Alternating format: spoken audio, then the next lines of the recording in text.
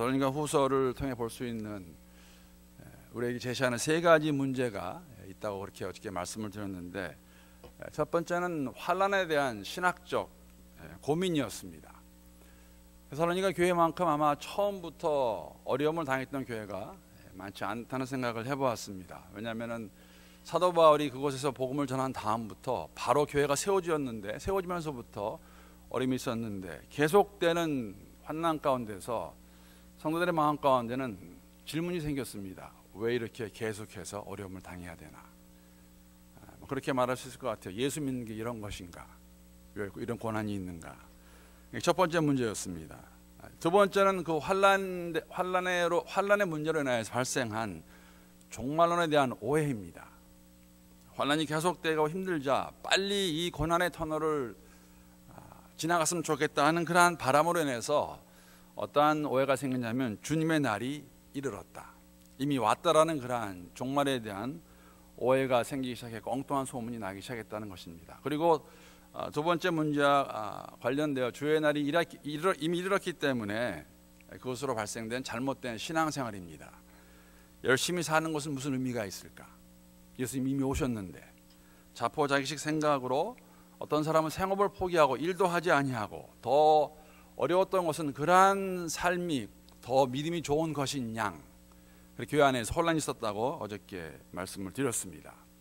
이 문제를 듣게 된 사도 바울이 교회에 보낸 편지가 데살로니가 후서입니다.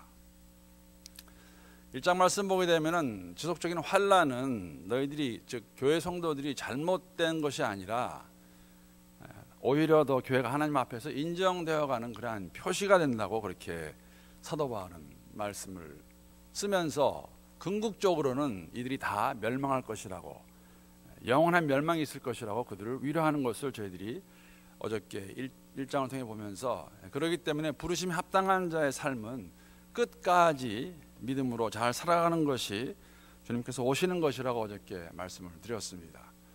어제 오신 분들에게는 복습이 되었고 오지 못하신 분들은 요점입니다. 1장 요점.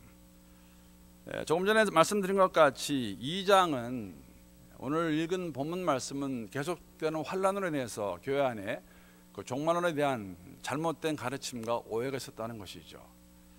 예수의 날이 이미 임했다라는 그런 가르침이었습니다. 그런데 이 문제는 사실 있던 문제이고 사도 바울이 이미 거론한 이야기입니다. 그런 곳에 미혹되지 말라고 전서에서 그렇게 써서 보냈는데 그렇지 못한 것, 다시 우리가 볼 수 있는 것이죠. 데살로니가 전서 5장 1절부터 6절까지 말씀 보게 되면 사도 바울이 분명하게 이렇게 경고하면서 권면한 말씀이 나옵니다. 형제들아, 때와 시기에 관하여는 너희에게 쓸 것이 없음은 주의 날이 밤에 도둑같이 이룰 줄을 너희 자신이 자세히 알기 때문이라. 이미 알고 있는 내용이라고 다시 말씀을 합니다. 그들이 평안하다 안전하다 할 때 임신한 여자에게 해산의 고통이 이름과 같이 멸망이 갑자기 그들에게 이르리니 결코 피하지 못하리라. 형제들아, 너희는 어둠에 있지 아니하며 그날이 도둑같이 너에게 임하지 못하리니 너희는 다 빛의 아들이요 낮의 아들이라. 우리가 밤이나 어둠에 속하지 아니하나니 그러므로 우리는 다른 이들과 같이 자지 말고 오직 깨어 정신을 차릴지라. 여기서 말하는 때와 시기는 2절에 나와 있지만 주의 날입니다. 예수의 재림을 말하고 있습니다. 주의 날은 밤에 도둑이 오는 것 같이 그렇게 임할 것입니다. 그러나 우리는 그것을 무서워할 필요 없다는 것이죠. 깨어서 준비하고 있으면 그러한 유혹에 빠지지 않고, 여러분 이러한 현상은 그때나 지금이나 크게 다르지 않습니다. 얼마나 많은 사람들이 주의 날이 임했다는 그러한 소리에 유혹되어서 미혹되어서 떠나는 사람이 적지 않다는 거 우리가 알고 있다는 것이죠. 그런 것에 흔들리지 말고 계속해서, 사실은 근데 이 문제가 없어지지 않았어요. 계속 교회 안에 계속 있었다는 것이죠. 그리고 시간이 갈수록 더 심해졌습니다. 오늘 2절 말씀 보게 되면 어디까지 심해지냐면, 영으로나 또는 말로나 또는 우리에게서 받았다 하는 편지로나 주의 날이 이르렀다고 해서 쉽게 마음이 흔들리거나 두려워하거나 하지 말아야 한다는 것이라. 어떤 사람은 내가 계시를 받았다, 영이 말해 주었고, 어떤 사람은 사도 바울의 편지가 있는데 여기 이렇게 써 있다, 주의 날이 임했다 하면서 사람들이 미혹되어서 흔들리는 사람이 있었고, 두려워하는 사람이 있었다는 것을 저희들에게 말해주고 있습니다. 이들이 주장한 것은 예수께서 이미 영으로 부활하셨다는 것이죠. 이런 잘못된 가르침과 이런 잘못된 오해로 인해서 많은 사람들이 지금 혼란 가운데 빠져 있는 것.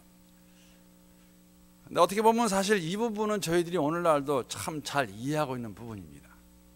왜냐하면 잊을만 하면 꼭 하나씩 터져요. 마지막 날에 대해서 예수가 온다, 뭐 왔다. 제가 잘 아는 사람 가운데서 이런 잘못된 가르침에 현혹되었다가 빠졌다가 감사하게 한때만 빠졌다가 나온 사람이 있습니다. 지금 사역 잘하고 있습니다. 아마 여러분의 지인 가운데도 아시는 분 가운데 이런 분들이 있으리라 생각합니다. 잘못된 가르침, 이단의 가르침, 아니면 이렇게 극단주의, 이단에 빠져가지고 잘못된 길로 가는 사람들. 제가 웃지 못할 얘기 하나 해드릴까요? 최근래에 들은 이야기입니다. 신천지 교주 이만희라는 사람이 죽었다고 그럽니다. 죽었다는 소문이 돌고 있고, 뭐 소문이니까 이야기니까 뭐 사실일 수도 있고 아닐 수도 있어요. 근데 나이가 많은 건 사실이에요. 이만희라는 사람이 80 후반으로 제가 알고 있는데, 그런데 그를 따르고 신봉하는 사람들은 이런 이야기가 크게 이런 이야기에 신경 쓰지 않는다고 합니다. 왜냐하면은 그가 정말 죽었다면 육이 죽은 것이지 영은 죽은 게 아니에요. 그래서 그 이만이라는 사람은 우리와 함께 영으로 임한다. 그래서 믿는다고 그렇게 이야기를 한다고 합니다. 참 무서운 이야기죠. 데살로니가 교회 성도들 가운데서 예수가 영으로 임했다고 믿고 성도들을 미혹하고 어지럽게 하고 혼란스럽게 하는 모습과 저는 크게 다르지 않다고 생각합니다. 사랑하는 성도 여러분, 예수의 재림에 관해서 두 가지만 확실히 알고 계시면 빠지지 않으실 거예요. 첫째는 무엇이냐면 우리가 너무나 항상 잘 알고 있고 말하고 있는 내용입니다. 여러분, 재림의 시간은 그 누구도 예수님조차도 모르십니다. 신학적인 얘기를 말하는 것이 아니라 아버지만 아신다고 예수님께서도 말씀하셨어요. 그런데 어떻게 다른 사람이 알 수가 있겠습니까? 분명한 것은 예수님께서는 다시 오실 것입니다. 여러분 그거 믿으세요? 안 믿으시는 것 같아요. 새벽인가? 믿으십니까? 예수의 재림은 분명히 있습니다. 오실 거예요. 그러나 언제 오시는 것은 우리가 모른다는 것이죠. 그렇기 때문에 항상 깨어서 준비하라는 말씀은 그냥 우리가 한 번씩 툭툭 던지는 게 아니라 매일매일의 삶 속에서 우리가 생각해 봐야 될 문제입니다. 경외하는 마음이 있어야 되죠. 그 마음만 있어도 우리가 교회 안에서 불법이 없을 것이고 세상에서 우리가 담대하게 살아갈 수 있을 것입니다. 여러분, 이단들이 가장 많이 다루는 내용이 두 가지가 있습니다. 비유 문제 가지고 기독교에서 화성됐다는 이단들은, 그리고 종말론입니다. 사람들 확 겁을 줘가지고 우리한테 와야 산다, 구원받을 수 있다. 그래서 재밌는 거예요. 이만이라는 사람은 자신이 천부라고 그랬어요. 그러니까는 천부는 아는 거예요. 천부니까 제가 하나님이라고 그러는데 그걸 믿는 사람도 있는가 하면 또 그 말을 그대로 따른 사람이 있다는 것이죠. 그러나 성경은 저희들에게 말해주고 있습니다. 하나님 아버지 외에는 마지막 날은 아무도 모른다고. 그러기에 저희는 준비하는 삶을 살아야 되겠죠. 두 번째는 여러분 이거 기억하시면 됩니다. 예수의 재림이 여러분과 저를 두렵게 하거나 불안하게 할 수는 없다는 것입니다. 예수의 재림은 좋은 소식이에요. 기쁜 소식이에요. 재림이 온다 그러면 사실은 감사해야 돼요. 아, 이제는 이 땅에서 이런 걸 다 우리가 그만두고 부활의 몸으로 주 앞에 가는구나. 영혼 가운데 가는구나. 그런데 우리가 왜 두려워합니까? 두려운 마음이 있고 떨리는 마음이 있으면 어딘가에서 뭔가 잘못된 겁니다. 그렇지 않겠습니까? 우리가 믿음 안에서 깨어 기도하며 살아가고 있는데 오신다 그러면 더 감사해야 되죠. 기뻐야 되는데 그날까지 우리가 살아야 되는데, 오늘 사도 바울은 사실 귀한 중요한 말씀해 주시는 3절에 보게 되면은 예수의 재림의 그 시기에 관해서 징조에 관해서 말해 주시는데 그 전에 멸망의 아들이 있다고 말하고 있습니다. 3절 말씀 보게 되면 누가 어떻게 하여도 그 누가 와서 내가 뭐 그리스도다, 내가 신이다, 너희가 미혹되지 말라. 먼저 배교하는 일이 있고 저 불법의 사람 곧 멸망의 아들이 나타나기 전에는 그날이 이르지 아니하리니 라고 말하고 있습니다. 물론 역사 가운데 보게 되면 이런 사람들이 많이 나왔습니다. 멸망의 아들이라고 우리가 칭할 수 있는 사람들이 있어요. 역사 가운데. 그리고 계속하여 일어날 것입니다. 그런데 아직 마지막 때는 아니라는 것이죠. 자신이 그리스도다, 구원자다, 한 신적인 존재라고 해서 주장하면서 많은 사람들을 미혹할 것이고, 오늘날도 그렇게 하고 있다는 것이죠. 여러분 들으셨을 것 같아요. 한국에 이단에 빠진 사람이 뭐 통계로 제가 읽은 거니까는 확인할 길은 없지만은 200만이라고 합니다. 200만. 지금 기독교인이 800만이 안 되는데 200만이면 상당히 큰 숫자예요. 오늘날도 이단들은 거짓 가르침으로. 그런데 한 가지 우리가 오늘 본문에 나와 있지만은 여러분, 이러한 미혹하는 자들도 능력이 있고 표적을 나타내며 거짓 기적도 나타내고 속임수 사용해서 사람들을 유혹한다는 것이죠. 내가 알지 못하던 것이라고 해서, 내가 경험하지 못하던 것이라고 해서, 심지어는 교회 안에 있다고 해서 이러한 능력, 표적, 이러한 기적들이 다 하나님의 영으로부터 오는 것은 아닙니다. 적 그리스도도 그렇게 보일 수가 있습니다. 서신서를 읽을 때마다 항상 제가 의아해하면서 경계가 되는 경고의 말씀 받는 게 뭐냐면은, 이 말씀을 주는 대상이, 말씀을 받는 대상이 교회에 있는 성도들이에요. 이 일은 세상에 나가기 전에 교회 안에 있는 일이라는 것이죠. 교회 안에 있는 일이라는 것입니다. 거짓 교사도 참 교사와 같이 이런 것들을 행할 수 있는데, 제가 글을 읽고 이렇게 본 경우로는, 본 것을 토대로 하게 되면, 여러분 거짓 가르침의 목적은, 이런 거짓 기사, 거짓 표적의 목적은 하나입니다. 무엇인지 아세요? 자신을 높이는 것이에요. 자신을 나타내는 것입니다. 일반적으로 시간이 지나면 사람들이 혹했다가 알게 돼요. 자신을 나타내는 것은 크게 세 가지로 나옵니다. 하나는 뭐냐면 부의 축적입니다. 돈을 끌어모으게 되고, 두 번째는 자신들의 성적 만족을 채우게 되고, 더 나아가서 힘을 얻는데 명예를 얻는다는 것이죠. 그래서 거짓 교사들의 이런 잘못된 가르침, 잘못된 기사와 이적들은 시간이 지나게 되면 그것을 볼 수가 있다는 것이죠. 그래서 저희는 분별력이 있으셔야 돼요. 그냥 내가 못 들어보던 것이다, 내가 못하는 것이니까는 와 하는 것은 아닙니다. 왜냐하면 거짓 교사들도, 적 그리스도도 그런 일을 할 수 있기 때문에. 얼마나 비교가 되는 모습입니까? 이러한 사람들의 목적은 자신을 나타내는 것인데, 참 진리이신 구원자이신 예수님은 자신을 낮추셨고 십자가까지 복종하셨고 하나님을 높이셨을 때 하나님께서 예수를 높여주시죠. 자신이 중심이 되는 삶은 주님이 원치 않는 삶이라는 걸 저희들에게 다시 한번 보여주면서, 마지막 때 이러한 미혹이 많을 텐데 저희가 더 조심해서 깨어서 나갈 수 있어야 되겠습니다.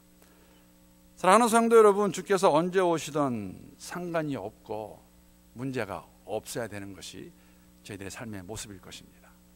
말씀드린 것 같이 우리가 믿음을 잘 지키며 살아가고 있다는 증거가 무엇이냐면, 이 땅에 살아가면서 어려움이 있는 것이 그 증거가 될 것이고, 또 오시게 되면 모든 것이 끝나기 때문에 기쁜 마음으로, 감사한 마음으로 해야 되지 않겠습니까?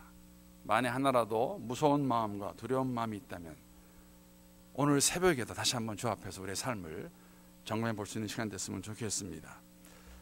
3장 말씀 보게 되면은, 간단히 말씀을 드리면, 이러한 주께서 이미 임하셨던 소리를 듣고 어떤 이들은 현실의 삶, 주어진 삶의 모습을 부인하고 게을러져 일을 하지 않는 사람들이 있는 것을 저희들이 알 수가 있습니다. 이러한 모습, 무질서하게 사람들을 미혹하게 하고 미혹시키고 이러한 삶을 원치 않는 삶이라는 것, 이러한 삶의 방식은 그때나 지금이나 주님께서 원치 않는 것입니다. 내일 주님이 오신다 할지라도 오늘 이 시간 우리에게 허락하신 삶 가운데서 열심으로 최선을 다해 살아가는 것이 주님이 기뻐하신다는 것이죠. 오늘 말씀 준비하면서 저는 조금 전에 말씀드린 것 같이, 여러분 어려운 말씀인데 함께 나누겠습니다. 왜냐하면 교회 안에 이런 일들이 일어나고 있었기 때문에, 초대교회에 다 있었던 일들입니다. 제게 불현듯 생각난, 정말 오래간만에 생각난 비유가 있습니다. 오늘 본문 말씀과 많이 상통한다는 생각이 들어서 제가 그 본문 말씀, 그 비유 말씀을 그냥 읽어드리고 오늘 말씀을 마치려고 합니다. 다른 것이 아니라 알곡과 가라지의 비유입니다. 마태복음에 나와 있는데 제가 한번 읽어보겠습니다. 한번 잘 들어보시기 바랍니다.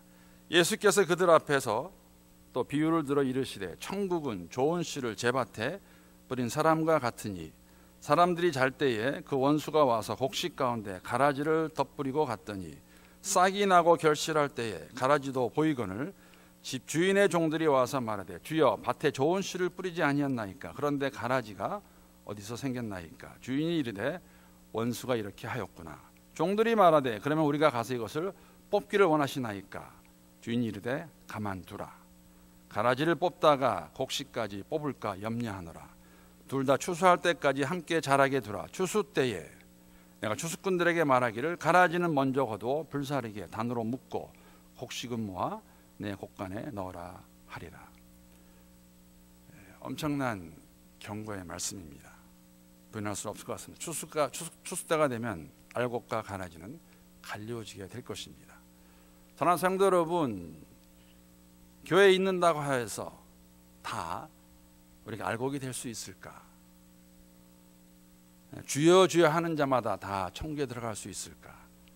하나님만이 아십니다. 다만 우리에게 주는 경고의 말씀은 우리 가운데에도 가라지가 있다는 것이죠. 하나님은 아십니다. 그러게 두렵고 떨리는 마음으로 우리가 종말의 때를 저도 살아가고 있다고 생각합니다. 세상에 일어나는 많은 악들을 보고 이런 것을 보게 되면 정말 언제까지 이게 갈 수 있을까 하는 마음을 드는 것은 사실입니다. 그럴 때 우리가 어떻게 살아야 되겠습니까? 3절 말씀 보게 되면은 선을 행하다 낙심치 말고 계속하여 잘 걸어가라고 우리에게 말씀해 주시고 계십니다. 오늘도 주 안에서 우리가 그리스도 예수를 주로 시인하고 살아가는 사람들이라면 고백에 합당한 삶을 살아갈 수 있는, 어디서? 삶의 현장에서, 어디서? 아무도 안 보는 곳에서, 어디서? 우리가 예수 믿지 않은 사람과 함께 있을 때에도 그러한 삶을 살아가는 여러분과 저, 그러한 교회가 될 수 있기를 우리 주님의 이름으로 축복합니다.